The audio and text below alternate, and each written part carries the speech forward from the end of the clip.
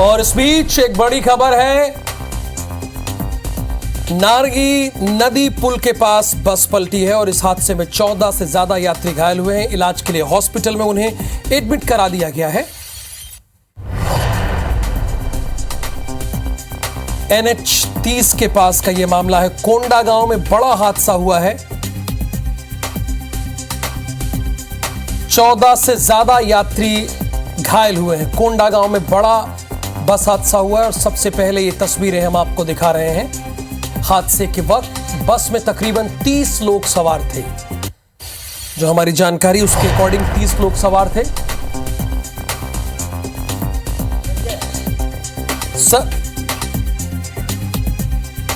और इस वक्त कोंडा गांव से हमारे संवाददाता जुड़े हैं। वहां क्या अपडेट है अभी?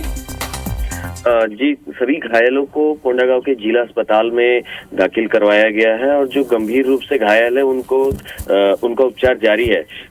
घटना के संबंध में कोंडा गांव के टीआई ने जानकारी देते हुए बताया है कि पायल कंपनी की बस थी जो बैलाडीला से दुर्ग के लिए रवाना हुई थी और रात लगभग 1 बजे के आसपास ये नारंगी नदी पुल के पास जैसे ही पहुंचती है तो अनियंत्रित होकर पलट गई। हालांकि ये अभी स्पष्ट नहीं हो पाया है कि बस किस कारण से पलटी थी, लेकिन घटना के दौरान बस में लगभग 30 यात्री सवार थे, जिसमें महिलाएं, बच्चे। अंजय, आपसे ये भी जानना चाहेंगे कि ये हादसा हुआ कैसे? ओवर स्पीड की वजह से हुआ या क्या मामला था?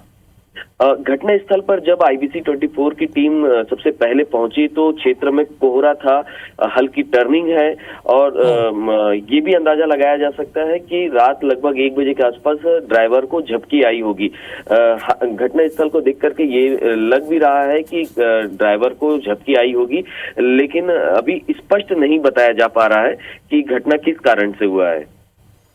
बहुत शुक्रिया आपका इस पूरी जानकारी के लिए। तो जो प्रथम दृष्टया हमारे संवाददाता और वहां पे जो चश्मदीद थे उनसे बातचीत के अकॉर्डिंग और उसी वजह से ये हादसा हुआ है। कोंडा गांव में बड़ा हादसा हुआ है, बड़ा बस हादसा हुआ है। 30 यात्री सवार थे। नारंगी नदी पुल के पास ये बस पलटी है। उस वक्त की तस्वीरें दिखा रहे हैं। अंजय वहां पर पहुंचे हुए थे। तुरंत उन्होंने इस बात की इत्तला पुलिस और एम्बुलेंस को दी। इलाज के लिए हॉस्पिटल में सभी को एडमिट करा दिया गया है। कोंडा गांव में हादसे के वक्त तकरीबन बस में 30 से ज्यादा यात्री सवार थे। कंफ्यूजन की स्थिति, जो कि कोंडा गांव वैसे भी नक्सलाइट एरिया है, लेकिन ये ओवर स्पीड की वजह से हादसा हुआ। और जैसा कि हमारे संवाददाता बता रहे हैं कि बस के ड्राइवर को हो सकता है कि झपकी लग गई हो, इसलिए ये हुआ और तकरीबन 14 से ज्यादा यात्री घायल हो गए हैं।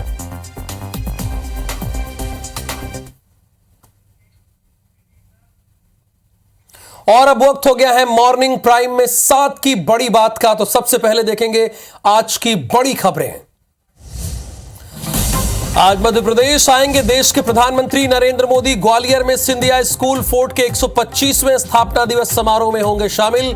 राज्यपाल मंगू पटेल, CM शिवराज सिंह चौहान भी होंगे शामिल। दिल्ली में बीजेपी की CEC की मीटिंग में मध्य प्रदेश की 94 विधानसभा सीटों पर हुआ मंथन। आज बीजेपी कभी भी जारी कर सकती है 5वीं सूची। छत्तीसगढ़ में आज से शुरू होगा दूसरे चरण का नामांकन। 70 विधानसभा क्षेत्रों के लिए होगा नामांकन। 30 अक्टूबर तक कर सकेंगे आप अपना नामांकन। मध्य प्रदेश में आज से होगी नामांकन की शुरुआत। 230 विधानसभा क्षेत्रों के लिए प्रत्याशी करेंगे नामांकन। 30 अक्टूबर तक कर सकेंगे नामांकन। छत्तीसगढ़ के लिए कांग्रेस ने जारी की स्टार प्रचारकों की सूची। सोनिया, राहुल, प्रियंका और खरगे करेंगे प्रचार। CM भूपेश बघेल, दीपक बैज, TS सिंहदेव समेत 6 मंत्रियों के नाम भी तय। CM भूपेश बघेल का बीजेपी पर हमला। गिरगिट से ज्यादा रंग बदलती है बीजेपी। प्रभारी ओम माथुर पर तंज। माथुर की जगह मनसुख मांडविया ही दिख रहे। मोहला मानपुर में बीजेपी नेता की हत्या। घर में घुसकर मारी गोली। बीजेपी के प्रदेश अध्यक्ष अरुण साव ने लगाया टारगेट किलिंग का आरोप। चुनाव से पहले मध्य प्रदेश में कांग्रेस ने किया संगठन में बदलाव। हटाए गए भोपाल शहर जिला अध्यक्ष। कुछ महीने पहले अध्यक्ष बनाए गए थे मोनू सक्सेना। कोंडागांव में बस पलटने से बड़ा हादसा। बस में थे 30 से ज्यादा यात्री, सवार 12 घायल। और इंदौर में गरबा के दौरान बिल्डिंग के बिजली मीटर में लगी आग बुझाने में जुटे बीजेपी के राष्ट्रीय महासचिव कैलाश विजयवर्गीय। 4 मंजिला बिल्डिंग में मौजूद थे कई परिवार।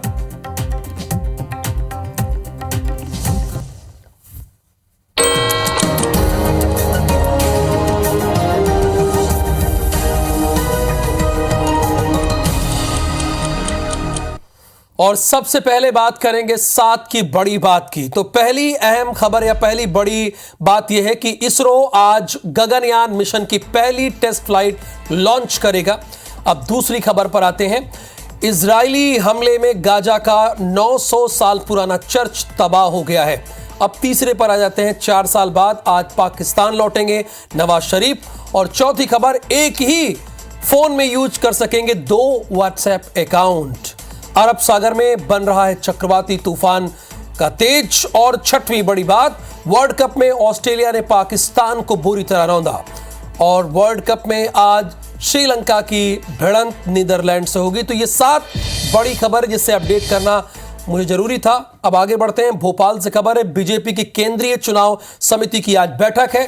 शुक्रवार देर रात तक हुई बीजेपी की बड़ी बैठक। प्रधानमंत्री नरेंद्र मोदी की अध्यक्षता में यह बैठक हुई। बैठक में सीएम शिवराज सिंह चौहान, नरेंद्र सिंह तोमर, ये सारे लोग शामिल हुए। बचे हुए नामों पर लेकर मंथन हो रहा है। मीटिंग में 5वीं लिस्ट के नाम फाइनल हो गए हैं। यानी कल जो देर रात तक बैठक हुई उसमें 5वीं सूची में कौन कौन चुनाव लड़ेगा, किस किस विधानसभा सीट पे, जो कि 94 लोग हैं, ये आप भी भली बात जानते हैं, ये नाम तय कर लिया गया है। देश के प्रधानमंत्री नरेंद्र मोदी जो कि केंद्रीय चुनाव समिति में है बीजेपी की, तो जाहिर सी बात है वो भी रहेंगे। जगत प्रकाश नड्डा बीजेपी के अध्यक्ष हैं, तो वो भी रहेंगे। अमित शाह जाहिर सी बात है वो भी चुनाव समिति में है, तो वो भी रहेंगे। ये सारे लोग थे। हरप्रीत कौर रिंग इस वक्त हमारी संवाददाता जुड़ी हुई है। हरप्रीत, क्या इसकी प्रबल संभावना है कि आज बीजेपी की 5वीं सूची आ सकती है? बिल्कुल, देखिए प्रबल संभावना यहाँ पर जताई जा रही है कि आज बीजेपी की 5वीं सूची आ सकती है। विधानसभा चुनाव के लिए भाजपा ने बची करीबन 94 सीटों पर टिकट तय करने के लिए बीती रात को दिल्ली में मंथन किया है। और इसमें बताया जा रहा है कि करीबन 92 के टिकट तय कर दिए गए हैं, लेकिन 2 सीटों पे अभी यहाँ पे पेंच फंस गया है। ये 2 सीटें भी शनिवार यानी आज तय होंगी। 2 में से 3 मंत्रियों के टिकट इसमें काटे गए हैं। दिल्ली में भाजपा मुख्यालय में ये बैठक हुई है, जिसमें प्रधानमंत्री नरेंद्र मोदी, गृह मंत्री अमित शाह, राष्ट्रीय अध्यक्ष जेपी नड्डा, मुख्यमंत्री शिवराज सिंह चौहान समेत तमाम जो दिग्गज है मध्य प्रदेश के, वो इसमें शामिल हुए हैं। प्रदेश के कोर ग्रुप ने अपनी रिपोर्ट और पैनल रखी है। तो फिलहाल ये माना जा रहा है कि आज बीजेपी की 5वीं सूची आ सकती है, क्योंकि जिन 2 नामों पर संशय की स्थिति बनी थी वो आज यहाँ पर क्लियर हो जाएंगे। जी, बहुत शुक्रिया आपका इस पूरी जानकारी के लिए। यानी 2 मंत्रियों को टिकट नहीं मिलेगा। मंत्री पद तो छोड़िए, दूर की कौड़ी है, लेकिन विधायकी का भी टिकट नहीं मिलेगा। अब आप सोच सकते हैं उन्होंने 5 साल क्या किया, उनकी परफॉर्मेंस कैसी रही होगी। जब आपको विधायकी का टिकट नहीं मिल रहा है तो इससे बदतर स्थिति भला क्या हो सकती है। बहरहाल सूची आज जारी हो जाएगी। भारतीय जनता पार्टी ने कल देर रात तक मंथन किया और आज कभी भी सूची आ सकती है। अगली खबर भोपाल से। चुनाव से पहले कांग्रेस संगठन में बदलाव हुआ है। कांग्रेस ने भोपाल शहर के जिला अध्यक्ष को हटा दिया है। कहा भाई हटिए आप। प्रवीण सक्सेना होंगे भोपाल के कांग्रेस जिला अध्यक्ष। मोनू सक्सेना को कुछ महीने पहले ही अध्यक्ष बनाया गया था। जिला अध्यक्ष प्रवीण के भाई संजीव सक्सेना ने की थी टिकट की दावेदारी। और जब जानते हैं आप टिकट नहीं मिलता है तो लोग नाराज हो जाते हैं। दक्षिण पश्चिम विधानसभा सीट से की थी दावेदारी। इस सीट से कांग्रेस ने पीसी शर्मा को उम्मीदवार बनाया है। यानी कहीं ना कहीं थोड़ा संशय की स्थिति में है कांग्रेस।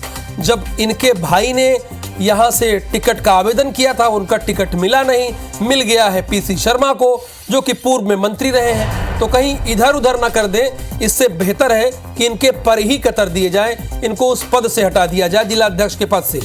अब प्रवीण सक्सेना होंगे भोपाल शहर के जिला अध्यक्ष।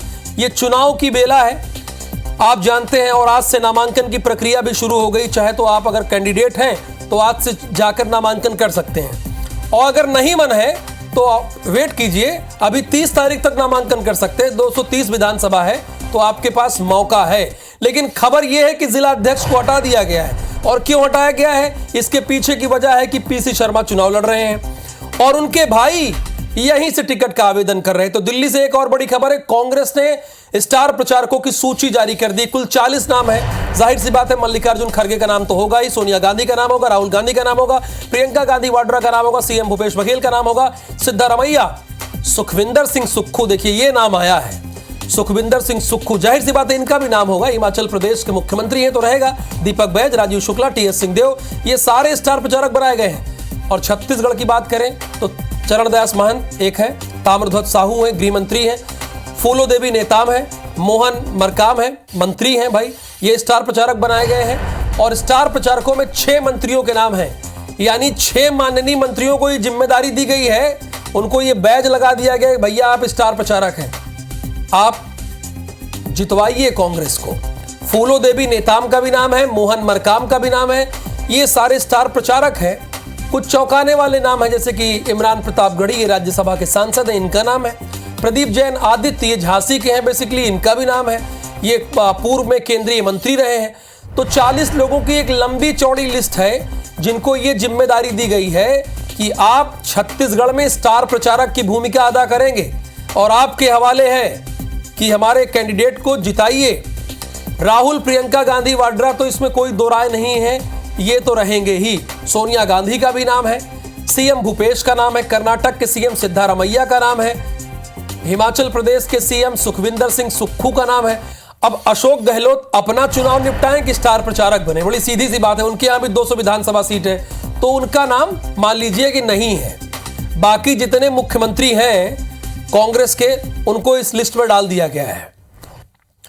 मोहला मानपुर से एक बड़ी खबर है, बीजेपी नेता बिरजू तारम की हत्या कर दी गई, घर में घुसकर गोली मारी गई है बीजेपी नेता को। मानपुर थाना क्षेत्र के सरखेड़ा गांव की यह घटना है, घर में घुसकर गोली मारी गई है। और इसके बाद यह कहा जा रहा है बीजेपी के द्वारा कि यह टारगेट किलिंग है। बीजेपी के द्वारा यह जानकारी दी जा रही है कि यह टारगेट किलिंग की तरह हुआ है। टारगेट किलिंग का मतलब क्या होता है, हमारे दर्शक जानते हैं, यानी किसी व्यक्ति को टारगेट करके गोली मारना। तो घर में घुसकर गोली मारकर बीजेपी नेता की हत्या कर दी गई है। मोहला मानपुर से यह बड़ी खबर है। और जाहिर सी बात है, इस हत्या के बाद बीजेपी के बड़े नेताओं का बयान भी आया है और उसी से आपको अपडेट कर दें। मोहला मानपुर में बीजेपी नेता की हत्या के मामले में बीजेपी के प्रदेश अध्यक्ष अरुण साव का बयान आ गया। देखिए वही बात वो कह रहे हैं, ये टारगेट किलिंग है। अरुण साव ये कह रहे हैं, कार्यकर्ताओं की शहादत व्यर्थ नहीं जाने देंगे, गुंडा राज को संरक्षण दे रही है सरकार को उखाड़ फेंकेंगे, शांति और कानून का राज कायम करेंगे। लेकिन माननीय अरुण साव जी, इस समय तो आदर्श आचार संहिता लगी है, पूरी पुलिस प्रशासन सब कुछ अब तो चुनाव आयोग के हाथ में है। लेकिन ठीक है, वो जो कह रहे हैं उनकी बात जनता तक पहुंचाना मेरा कर्तव्य है, तो मैं पहुंचा रहा हूं। उन्होंने कहा है कि कार्यकर्ताओं की शहादत व्यर्थ नहीं जाने दी जाएगी, गुंडा राज को संरक्षण दे रही सरकार को उखाड़ फेंकेंगे, शांति और कानून का राज कायम करेंगे, ये अरुण साव ने कहा है। बीजेपी के प्रदेश अध्यक्ष हैं। लेकिन वाकई अगर घर में घुसकर किसी की हत्या कर दी जा रही है तो सवाल तो लॉ एंड ऑर्डर पे रहेगा, चाहे आदर्श आचार संहिता लगी हो, बीजेपी की सरकार हो या कांग्रेस की सरकार हो, किसी की सरकार हो, यह बहुत बड़ा प्रश्न है। मोहला मानपुर चौकी में बिरजू तारम की जो हत्या हुई है, यह भी टारगेट किलिंग है। लेकिन भारतीय जनता पार्टी का एक एक कार्यकर्ता पूरी ताकत से अपने कार्यकर्ताओं के शहादत को जाया नहीं जाने देंगे और राज्य की कांग्रेस सरकार को उखाड़ कर फेंकेंगे। मध्य प्रदेश में आज से दाखिल होंगे नामांकन, यानी 30 अक्टूबर तक नामांकन पत्र भरे जाएंगे। प्रत्याशी 2 नवंबर तक अपने नाम वापस ले सकते हैं। अगर मान लीजिए कोई दबाव पड़ गया, वैसे दबाव में तो आना नहीं चाहिए, या आपको लगा कि हमने चुनाव आवेदन तो कर दिया लेकिन चुनाव लड़ नहीं पाएंगे, अगर ये 2 स्थिति आपको लग रही है तो 2 नवंबर तक मौका है। अगर मान लीजिए आज नामांकन कर दिए जल्दबाजी में कि चलिए हम अपने विधानसभा में चुनाव लड़ेंगे, और आपको लगता है कि विधानसभा में चुनाव लड़ेंगे और वोट कम पाएंगे या उस तरह से प्रचार नहीं कर पाएंगे। तो आप 2 नवंबर तक जाके ये बता दीजिए कि हम अपना नामांकन वापस ले रहे हैं। बहरहाल खबर तो आज ये है कि नामांकन हो रहा है, पहली बात तो ये, तो टॉपिक से भटकना नहीं चाहिए। आज नामांकन हो रहा है, आज नामांकन कर सकते हैं, आज नामांकन आप कर सकते हैं अगर प्रत्याशी हैं या अगर मध्य प्रदेश की किसी विधानसभा सीट से आप चुनाव लड़ने के इच्छुक हैं, आप चाहते हैं कि तस्वीर बदली जाए, हम ही तस्वीर बदलें, तो आज जाके आप अपना नामांकन पत्र तो खरीद ही चुके होंगे, उसको बाकायदा दाखिल कीजिए, एजेंट को ले जाइए, दाखिल कीजिए और उसको जमा कर दीजिए। और यह प्रक्रिया 30 तारीख तक चलेगी, 30 अक्टूबर तक चलेगी। 30 अक्टूबर के पास आपके पास कोई और मौका नहीं होगा। तो स्वाभाविक है 17 तारीख को छत्तीसगढ़ में भी चुनाव है, 7 के बाद 17 को, तो दूसरे चरण के लिए आज से नामांकन यहां भी भरे जाएंगे, प्रक्रिया सेम है। और 30 अक्टूबर तक नामांकन पत्र भरे जाएंगे। नामांकन पत्र रायपुर, बिलासपुर, दुर्ग, सरगुजा संभाग की विधानसभा क्षेत्र में शामिल है, यानी सेकेंड फेज में जहां जहां इलेक्शन है, आप सभी जान ही रहे हैं। IBC 24 आपको लगातार अपडेट कर रहा है जिन जिन विधानसभा क्षेत्र में सेकेंड फेज में नामांकन है। सेकेंड फेज का मतलब क्या हुआ, 17 नवंबर हुआ। हालांकि सब लोग तारीख बदलने की बात कर रहे हैं, लेकिन अभी चुनाव आयोग का कोई रिस्पॉन्ड नहीं आया, तो 17 तारीख ही मानिए। 17 तारीख को चुनाव है, उसके लिए आप बाकायदा नामांकन पत्र जो आपने खरीदा है उसे आप जमा कर सकते हैं। और ये भरने की लास्ट डेट क्या है, मैं आप सभी से पूछ रहा हूं, इसकी लास्ट डेट है, नोट कीजिए, 30 अक्टूबर। और अगर आप याद हो गया है तो लोगों को बता भी सकते हैं कि 30 अक्टूबर को नामांकन पत्र भरे जा सकेंगे, उसके बाद कोई संभावना नहीं है। खबर रायपुर से है। छत्तीसगढ़ मुख्य निर्वाचन पदाधिकारी ने पत्र लिखा है और यह पत्र भारत निर्वाचन आयोग को लिखा गया है। राजनीतिक दल के नेताओं की ओर से लिखा गया है खत, मतदान की तारीख बदलने की मांग के संबंध में पत्र लिखा है। देखिए, इसका जिक्र मैं कर ही रहा था और वो खबर आ गई। और ये बदलने का जिक्र क्यों हो रहा है, किस तारीख को, 7 या 17? दर्शकों बताइए आप लोग। 17 तारीख, बिल्कुल ठीक आपका जवाब है, 17 तारीख, यानी जो सेकेंड फेज में इलेक्शन है उस दिन छठ है।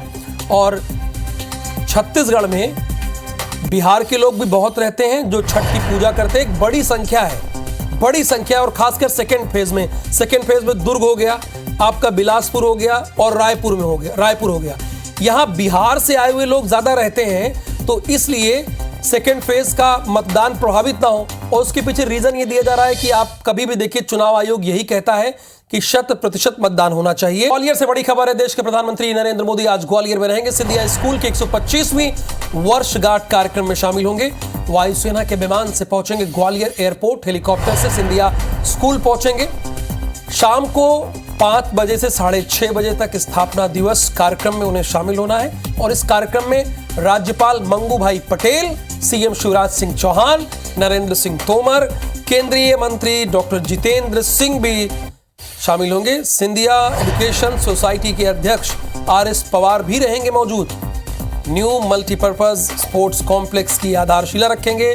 सिंधिया स्कूल पर डाक टिकट का भी अनावरण करेंगे। देश और विदेश से हजारों ओल्ड स्टूडेंट्स कार्यक्रम में शामिल होंगे। प्रधानमंत्री मोदी के दौरे को लेकर सुरक्षा के पुख्ता इंतजाम हैं।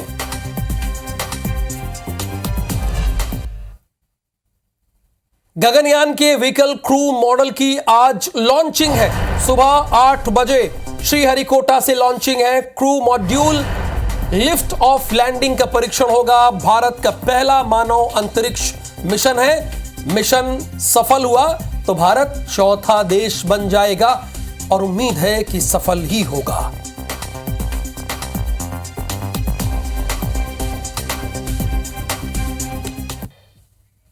और अब इजराइल और हमास युद्ध का अपडेट। अमेरिका की धमकी के बाद हमास डर गया है।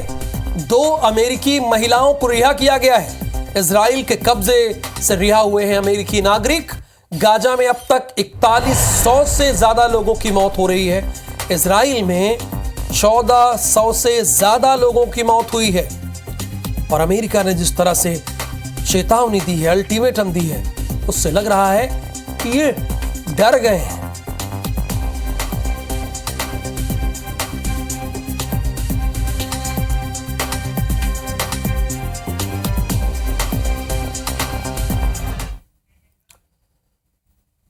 और इस बुलेटिन में बस इतना ही। बाकी तमाम खबरों के लिए आप हमारे YouTube चैनल खबर बेबाक, IBC 24, मैदानी IBC 24, मध्य IBC 24, मालवा और IBC 24 महाकौशल को जरूर सब्सक्राइब करें और अपने क्षेत्र की हर खबर से अपडेट रहें। सबसे पहले और सबसे तेज खबर के लिए देखते रहें IBC 24। आगे देखिए हमर बानी हमर कोट।